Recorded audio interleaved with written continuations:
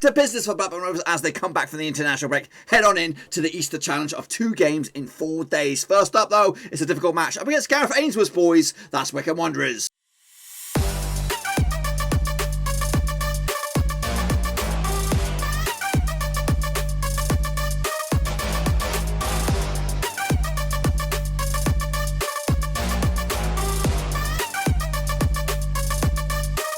That's right, folks, back once again another preview. This time looking forward to Wycombe Wanderers taking, of course, Blackburn Rovers this Good Friday. And we'll get to that in just 1 second. If you're new to the channel, stop what you're doing, swallow what you're doing, smash your subscribe button to get your bang out today with all things Blackburn Rovers related, championship related, world football we're going to know here on the Warooski. That's right, boys and girls. Of course, Rovers return. Goodness, that sounds like a pub. It does. Of course, back from the international break. Head on in to, of course, Blackburn local lad Gareth Ainsworth and his boys of Memory Men, of course, Wycombe Wanderers. We'll talk about that in a minute. Of course, a big shout out to the VIP band of brothers. We're talking about the Patreons. That's right, boys and girls. You know who you are. Supporting the channel behind the scenes. I do appreciate it, guys. I really do. Thank you for your continued support. And if anyone else is out there that wants to join the band of men and women, check out the link down below. Patreon.com/Rovesy. So here we go. It's Ainsworth's boys. That's right. Of course, we're going here. That's right. We're not going there. Of course, they're going there. Of course, yes, it is. Wycombe Wanderers taking on, of course, a Blackburn Bloody Rovers. That's right. It's going to be a difficult old encounter, of course. Nothing to, they've been scrapping there for their lives. They've been relegated probably since November, but they're still scrapping to try and defy the odds. Of course, beating the likes of Preston, not too in back-to-back games, of course, for them. But of course, they've been taking on Rovers, of course, this coming week. Played each other in the past, just the one time. Yeah, we'll talk about that in a minute. Let's take a look at the numbers that matter. Of course, played 38 matches this season, and on average, both sides bagging in around about a goal a game. I'll be interested to see the breakdown of that goal a game for Wycombe. Of course, Rovers on average about 14 shots per match, picking up around about 2 yellows. Same can be said for Wycombe. We have around about 5 corners to their 4 on average. And of course, Rovers dominate the other stats. The error success rate, possession, pass success rate, all go in favour of Rovers quite convincingly. To Wycombe's disappointment there. Of course, let's take a look at their home form versus our away form. Again, it's kind of evenly fair here, but the only thing that really changes is the amount of corners. Wycombe average around about 5 corners to our 4. And again, Rovers dominate the other statistics down the bottom there. And again, both sides playing 19 at home for them, 19 away for us. As for the goals scored for Rovers, and of course, Wycombe, Rovers scoring 50 goals this season. That's doubled to what is scored by Wycombe, 25. Rovers scoring 35 of their goals through open play, 5 set pieces, 6 counter-attacks, and 4 penalties. As for Wycombe's 25 goals, 11 through open plays, 9 set pieces, 4 penalties, and 1 OG. As you can see, shots per game, 10.4 for Wycombe, 13.6 for us, and the goals per game, 1.3 for us. Of course, we were banging them in for fun earlier at the start of the season, and just 0.7 for Wycombe. So just generous enough to be in the one zone. Conversion rate of 9% for Rovers, 6% for Wycombe, which is not great for either side. As for goals conceded, Wycombe have conceded 61 goals compared to our 42. They've conceded 37 through open play, 12 set pieces, 3 counter-attacks, 6 penalties, and 3 OGs. As for Rovers, we've conceded 28 through open play, 8 set pieces, 1 counter-attack, 4 penalties, a whopper, and of course 1 own goal. And as you can see, we are on average pick around about 12 shots or receive 12 shots per match to their 14.6. 1.6 goals conceded by them to our 1.1, and the opposition usually have a conversion rate of 10% compared to our 9%.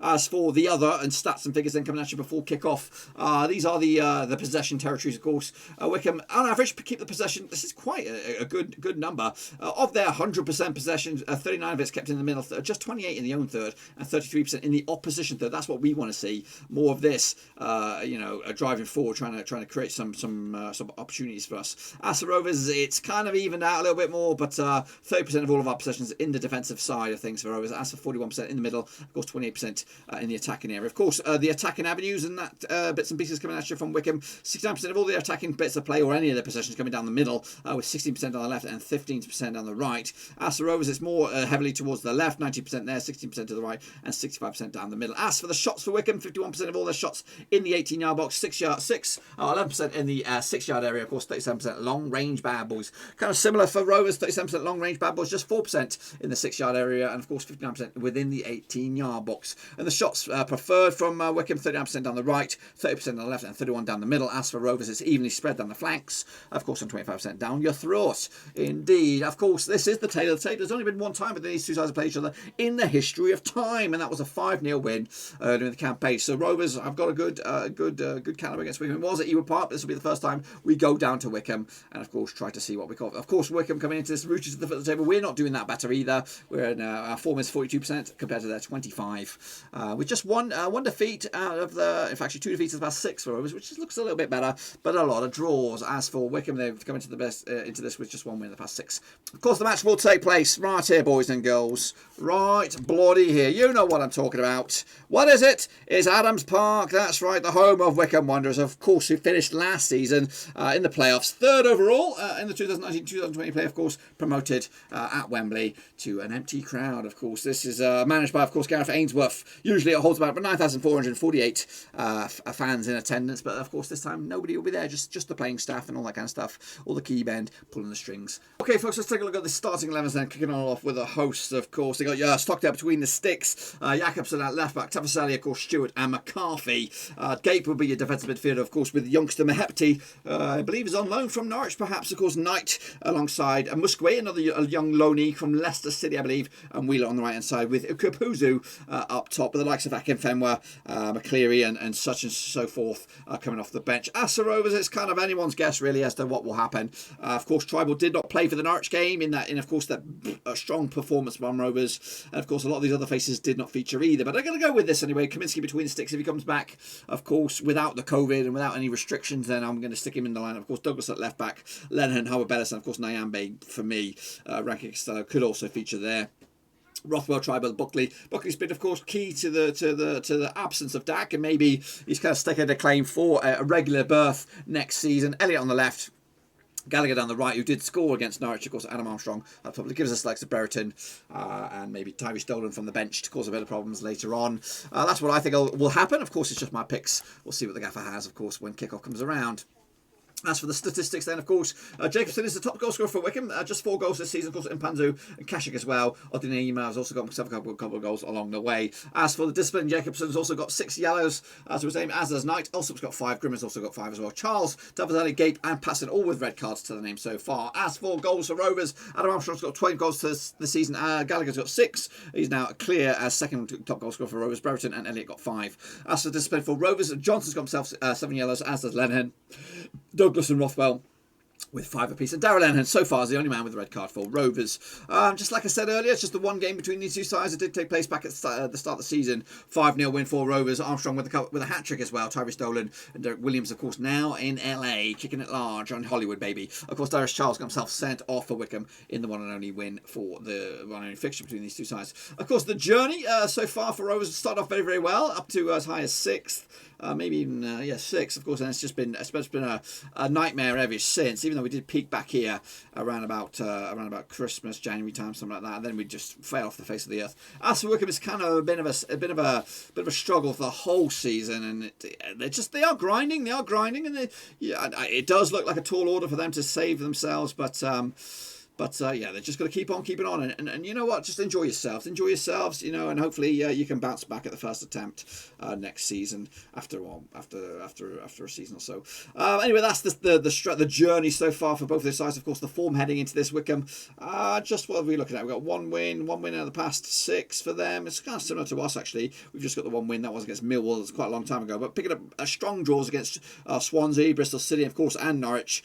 We did lose to Brentford though in that build up there of 5 games. As for the home versus away form, Wycombe picking up 2 wins in the past 4 games. That's pretty good form for them heading into this, beating the likes of Reading and beating the likes of Preston and keeping clean sheets to boot. So guess what? They get the lead, and it's going to be a tough old slog for them to keep going. And they also lost a man in that Reading win, so kudos to them as well. As for Rovers, though, coming into this just back-to-back games without a loss, beating Millwall and beating Norwich on the road, so they're proving to be quite stubborn opposition on the road. What's that done for the form table, though? Let's have a look at at it, of course, Wycombe currently sitting 22nd in the form rankings. Rovers are up to 16th right now, thank heavens for that, and just one defeat the past 5, if you want to look at it that way, in all in both home and away. As for the home form, of course, we're not really fussed about Rovers, who are down to 22nd. Wycombe are down to 20th as of right here, right now. As for Rovers away form, we're up to 18th at the moment, picking up, like I said, unbeaten in back-to-back games. Of course, Wycombe into 16th. Fortunately, we're playing them on the at home, which is worse form than their away form. As for the, what do we got here? Of course, this is the overall table as it stands. Of course, both home and away. Of course, Rovers away form, we're looking at here. Of course, played 19, lost 10 on the road, 6 wins, 3 draws. Of course, banging in around about 25 goals on the road. As for Wycombe, their home form, winning 6 games at home, drawing 9. Of course, losing 23. Sorry, that's overall. Sorry, 4 wins at home, 10 defeats, 5 draws. It's not that bad. It's not grim. They can still be stubborn opposition. Of course, beating at least 9 teams have come away from Wycombe's venue without a win. So, yeah, it's going to be a tough old slog no matter which way you look at it. Of course, heading out of this game, of course, it is the Easter weekend. Of course, Wycombe will take a Rotherham on Monday on the away days for them. Of course, then it's Luton at home, Swansea away, Bristol City at home, and then it's Cardiff in Wales. Of course, Rovers will take on Bournemouth. To be fair, we need to win this game. I don't really want to be sugarcoating it. It's not going to be an easy match, but we need to win this game, and we also need to win the Bournemouth game to get us, keep up our head above water in the points per game, which should be around about 1.84 needed to better off our season tally of last season. I have earmarked the Cardiff game as a sticky wicket, as one that we probably could lose. So if we could beat Wycombe and beat Bournemouth, which I think I earmarked as a point, then you know what, we could turn the corner. I might have got that mixed up a little bit, but anyway, there is a very whole host of winnable games after the old Easter period for Rovers. Once we sidestep Bournemouth and Cardiff, we have very winnable games here, which we should come out on top for most of them. So then we could really start to judge Mowbray of his calibre for next season. As for this match itself, what does Digicash think about this match? Digi, what do you think between Wycombe and Rovers? Give it to me.